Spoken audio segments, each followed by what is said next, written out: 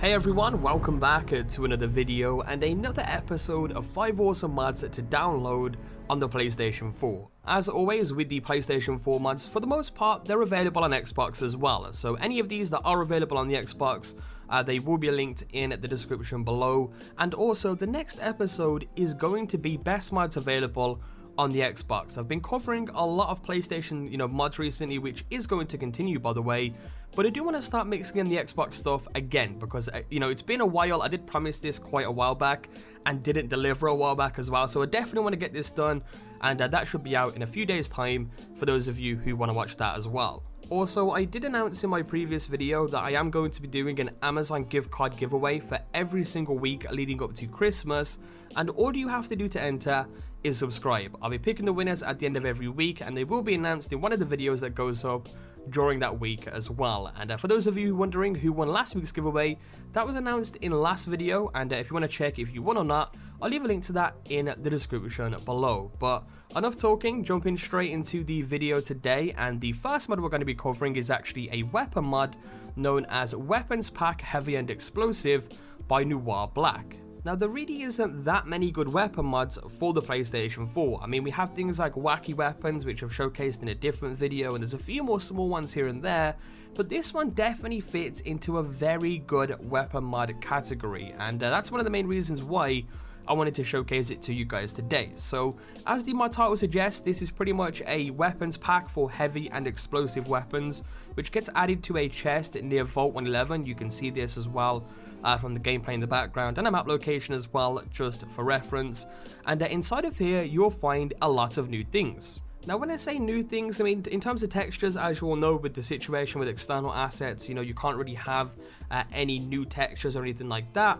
But in terms of what this stuff does, it's great. For instance, we have crazy grenades. One of them, I believe, is like a spike grenade, and when you throw it out, it sort of fires into the air and pretty much explodes with a bunch of spikes flying out of it into a huge wide area. Now, granted, this grenade can be a little bit overpowered with like a ton of people in the room and stuff, as with a lot of the weapons and stuff you'll find within this, but it's just really cool to see different types of stuff being made for Fallout. There's also things like the missile drone that when you throw it out, it pretty much goes into your grenade slot like a mine, and when you throw it out, it will basically fly up into the air and then let off some rockets down towards the ground to any targets nearby. Then we have things like the Swarm, which is basically like a rocket launcher with a Merv addition that fires cluster rockets that burst into smaller homing rockets, which is absolutely insane as well. We have things like the Designator, which is pretty much like an Institute rifle. Of course, again, if there was other textures, it would be completely different, but it's pretty much an Institute rifle that when you aim at someone and then shoot,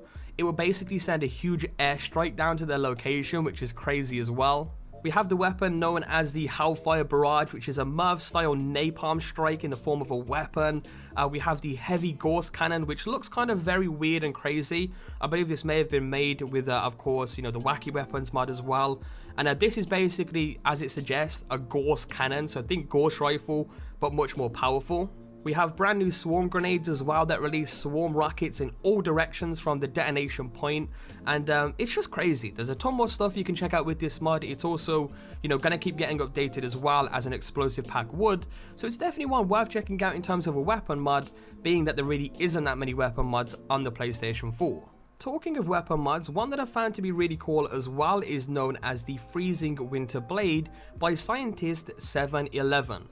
Now, the description for this mod reads, "Winter is coming, here is a PlayStation 4 exclusive winter-themed sword as a Christmas gift for you all." And what's really cool about this is the fact that it's actually textured a little bit differently to the normal swords within the same category. You can see it's got this real sort of blue, sort of glowy texture to it.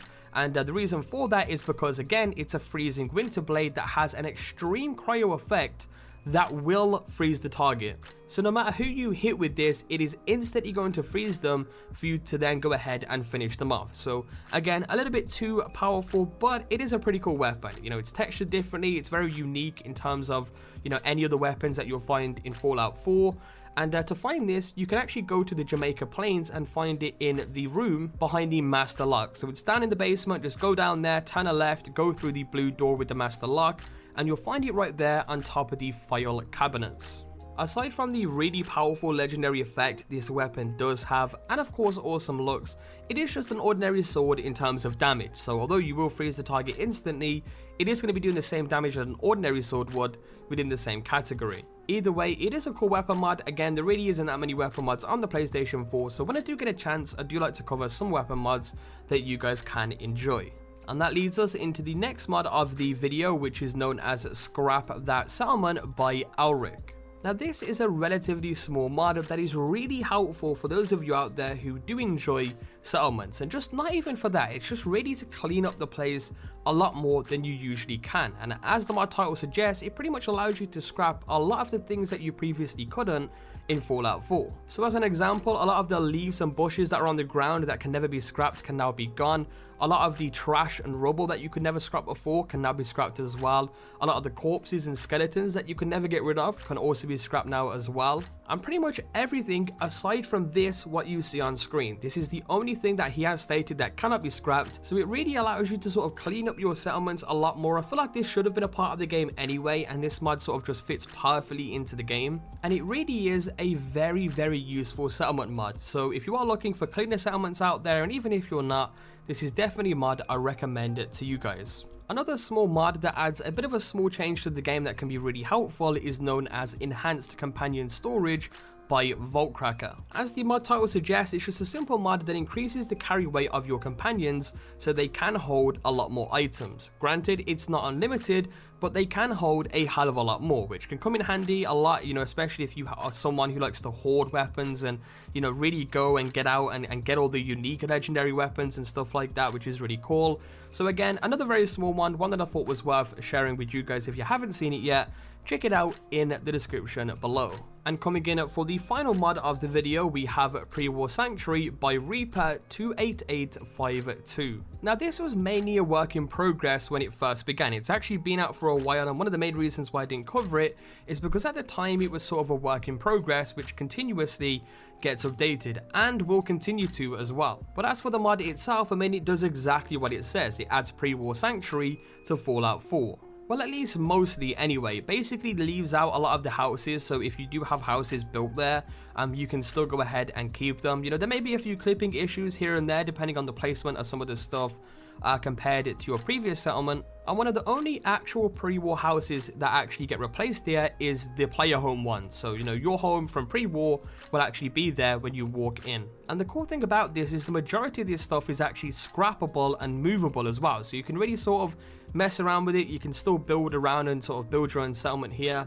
And it really looks nice as well. I mean, granted, it doesn't fit directly into Fallout's theme, and, immersion-wise, it isn't that great. But it's pretty cool. It's a mod that was available on the Xbox. It was very popular on the Xbox, and it's also here on the PlayStation as well. Also, just to quickly mention, the Sanctuary Bridge is now fixed with this mod, and also the street lights are working as well, which I think is a really cool addition for this. And I feel like this is one of those mods that you'll either like it or you won't. It's just a bit of a change to Sanctuary. I personally think it's pretty cool, and if you're looking for a very clean version of Sanctuary, this would definitely be the mod for you. Also, I was going to add an honorable mention being Scriptinators, but considering I did do a completely separate video on this as my previous video, I'll have it linked down below instead. That is a very cool cheat mod that was recently added to the PlayStation 4. So a quick honorable mention to that, I guess. I won't show too much of it, but if you want to check that out, it will be in the description. And that's it for this week's episode of 5 awesome mods to download on the PlayStation 4. Again, I know I've said this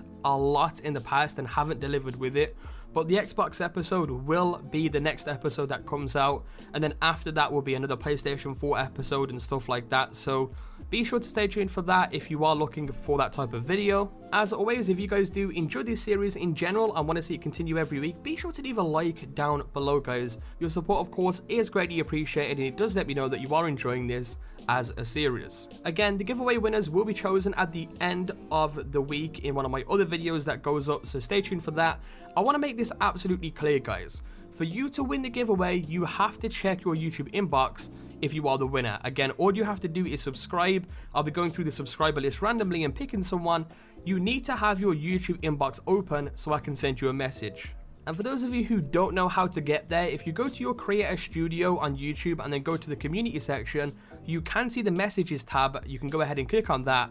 And again, if you are the winner, you will see a message from me in your YouTube inbox. But other than that, hope you guys enjoyed. Subscribe if you are new around, and I will catch you guys in the next episode of 5 awesome mods to download. Peace out.